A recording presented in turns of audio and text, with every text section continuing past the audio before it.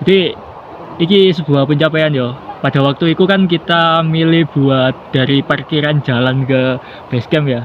Terus baru melangkah beberapa meter, udah capeknya minta ampun, akhirnya ojek juga kan akhirnya. Terus gimana tadi pas awal dari parkiran ke base camp?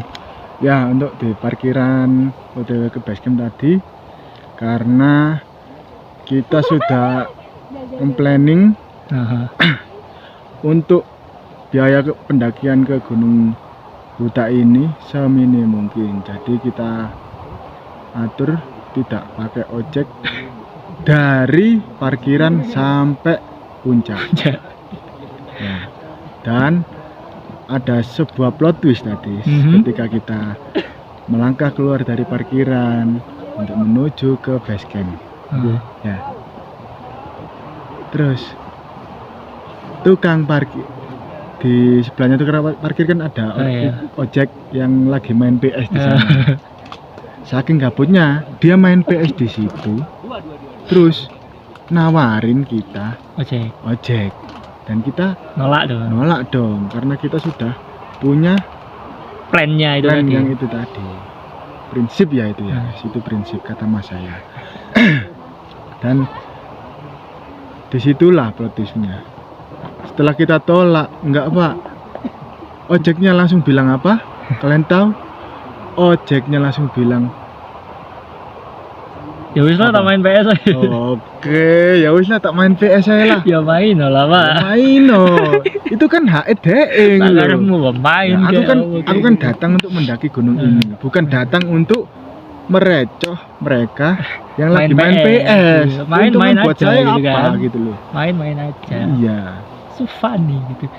Terus kan perjalanan dari parkiran ke base camp itu kan lumayan jauh ya. Kalau kalian memang berniat jalan itu sekitar 2,6 kilo dengan durasi perjalanan kurang lebih 45 menit tanpa berhenti. Jadi ya pikir-pikir lagi kalau mau ke situ. Kalau mau jalan. Terus tadi kan perjalanan dari pos 1 ke pos 2 itu trekkingnya kira-kira gimana nih gambarannya? Dari pos 1 ke pos 2. Ke pos 2. Ya base camp pos 1, pos 2. Oh, base camp ke pos 1 dulu ya. Ya, untuk mirip-mirip lah ya. Untuk base camp ke pos 1 itu tanjakannya tidak terlalu panjang, tapi banyak pilihan. Oh ya, percabangan. Ada dua percabangan setiap pertemuan percabangan. Iya, setiap ketemu percabangan itu pasti ada dua. Satu jalur alternatif yang langsung nanjak tapi cepat nyampe. Itu sama jalur agak berbelok. Sama jalur agak berbelok itu yang dinamakan dengan jalur PHP. Oh iya sih, tanjakan PHP ya. Kita lewatin situ. Tapi sama-sama nanjak gak sih? Yang kemarin kita lewat PHP, terus yang ini kan kita juga lewat yang sebelahnya gitu. Iya, tanjakannya sama-sama pedes sih menurutku. Iya, sama-sama pedes.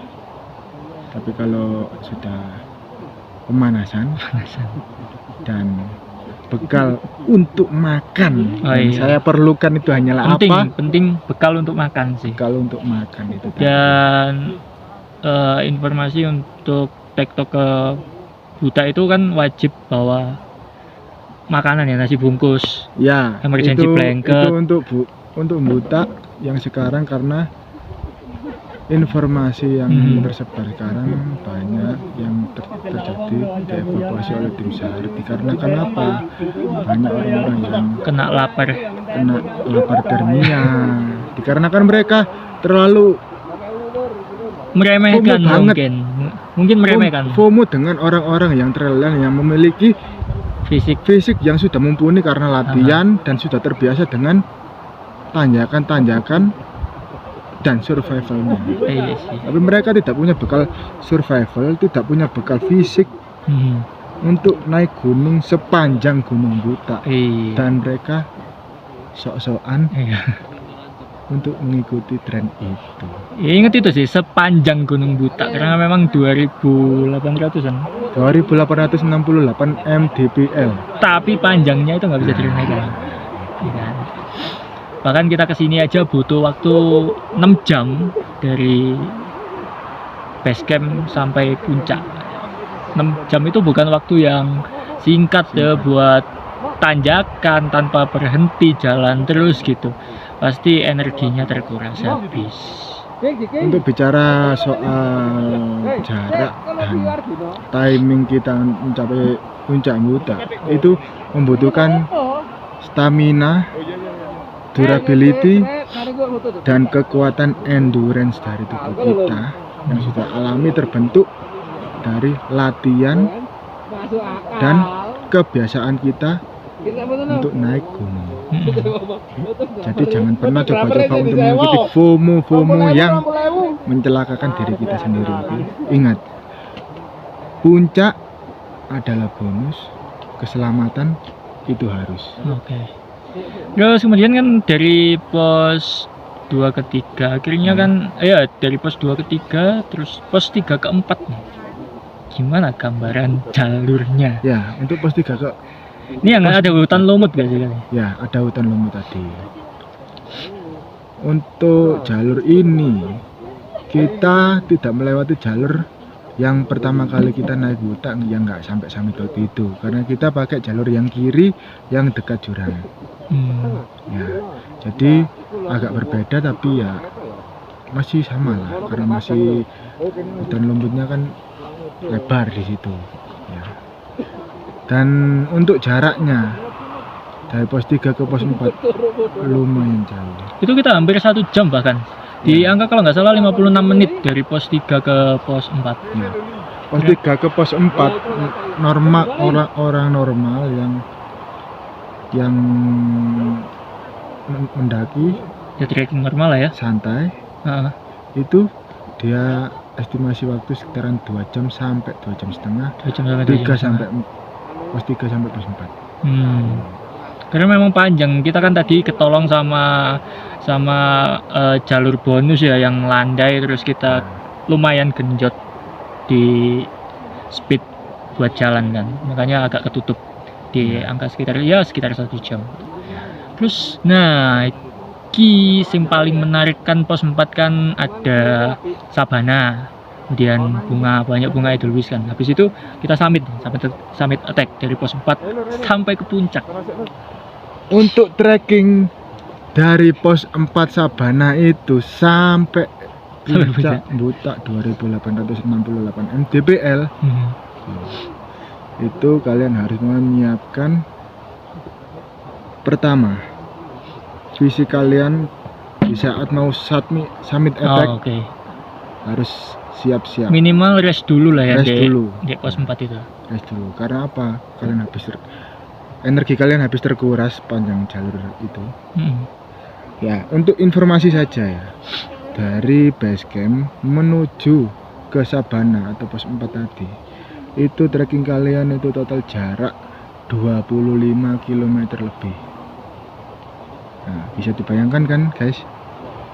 25 km itu kalau road running, kalian bayangkan sendiri bagaimana nafas kalian. Nah, ini tanjakan, ini trail run, oke? Ini gunung, beda ya. Coba bayangkan. Dan ketika kalian sudah rest di sana, kalian sudah yakin bahwa tubuh kalian sudah mumpuni untuk naik. Disitulah tantangan dimulai lagi. Ya, bisa saya sebut ini itu trek yang dilarang menyerahnya versi Buta. Kenapa? Ini debu semua. Jalurnya tanjakannya tinggi banget, terus berdebu. Kalau misalkan musim hujan pasti akan lengket ya tanah kayak hampir kayak tanah liat kan. Ya, tanah liat kalau hujan licin parah. Dan juga ada talinya untuk jalur kiri. Untuk jalur kiri itu licinnya minta ampun itu. Karena apa? Itu mungkin seperti apa? Sisa batuan mungkin kayak sisa batuan dan tanah liat sing keras gitu. Kayak itu jalur air. Tahu kan kalau jalur air di gunung itu bagaimana licinnya? Nah, kalau hujan licin, kalau musim kemarau kayak gini berdebu, licinnya dari debu-debu yang dari debu juga licin ya, karena grip sepatu juga hilang di situ. Bisa. Oke. Dan ini kemiringannya wow.